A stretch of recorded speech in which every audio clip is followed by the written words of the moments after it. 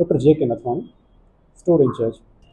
અમારે જે ટોટલ અમને સરકાર તરફથી સપ્લાય કરવામાં આવે છે એ EDL દવાઓ તરીકે અમે એને લેબલ કરેલી છે, જે 1385 કુલ દવાઓ છે, જે અમે સરકાર તરફથી એટલે કે GMSL તરફથી નિયમિત ધોરણે સપ્લાય કરવામાં આવે છે. અને હાલના તબક્કે એ EDL પૈકી અમને 714 દવાઓ મળવામાં છે, પણ એ દવાઓ હજી અમને નથી મળી, પણ અમને એશ્યોરન્સ મળ્યું છે કે એ અમને મળી જશે નજીકના ભવિષ્યમાં. મુખ્ય દવાઓમાં ખાસ તો જે છે એ અમે આખી એટલે ટોટલ તો યાદી આખી કરેલી છે, પણ એમાં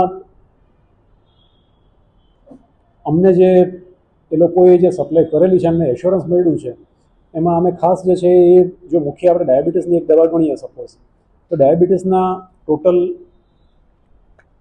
અમને જે સપ્લાય કરવામાં આવે છે એ પૈકી ઇન્જેક્શન ફોર્મેટમાં પણ કરવામાં આવે છે અને ટેબ્લેટ ફોર્મેટમાં પણ કરવામાં આવે છે, જે એમાં હાલમાં તો ટેબ્લેટમાં અમને બધી જ લગભગ મળી ગઈ છે, બીજો વાંધો નથી. ગ્લિફિઝિડ છે, ગ્લિમિપાયરાઇડ છે, મેટફોર્મિન છે, એ દવાઓ પણ અમારી પાસે અત્યારે અમને સપ્લાય. મેટફોર્મિન પણ અત્યારે તો છેલ્લે જે છે એ શોર્ટ સપ્લાયમાં અત્યારે થઈ ગઈ છે. અમુક ઇન્જેક્શનમાં પ્રશ્ન થાય છે, પણ એમાં પણ એને બદલે ઓલ્ટરનેટિવ તો અમને સપ્લાય કરવામાં આવેલા છે.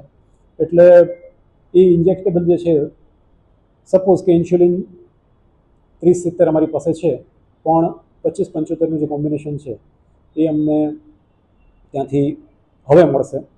હવે એ જે 25-75 જે છે એ અમને સપોઝ કે નથી અત્યારે મળ્યું, પણ એને બદલે ઇન્સ્યુલિન 30-70 પણ છે અમારી પાસે, ઇન્સ્યુલિન 50-50 પણ છે, જેના ડોઝના ઓલ્ટરેશનથી અમે લોકો પેશન્ટને આપીએ છીએ. અમે લોકો જ્યારે વર્ષની શરૂઆતમાં એટલે કે એપ્રિલ મહિનામાં જે વર્ષની શરૂઆત થાય ફાઇનાન્શિયલ યરમાં, ત્યારે જ અમારી પાસે ઇન્ડેન્ટ આવી જતું હોય છે, GMSL તરફથી અપલોડ થતું હોય છે બ્લેન્ક ઇન્ડેન્ટ, જેમાં અમે ભરીને ત્યારે જ આપી દેતા હોઈએ છીએ.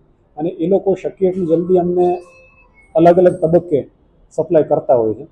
હવે આ પૈકી ક્યારે અમને કેટલી દવાઓ આપશે એ લોકો વખતો વખત અમને જાણ કરતા હોય છે, એ પ્રમાણે અમે અહીંયા સ્વીકારી લેતા હોઈએ છીએ. જી, અમે મેઇલ પણ કરીએ છીએ, હાર્ડ કોપીથી પત્ર પણ લખીએ છીએ, અને ટેલિફોનથી પણ અહીંયા અમારું જે લોકલ સપ્લાય ચેઇન છે ત્યાં અમે એમને ટેલિફોનથી પણ જાણ કરીએ છીએ અને સંપર્કમાં રહીએ છીએ.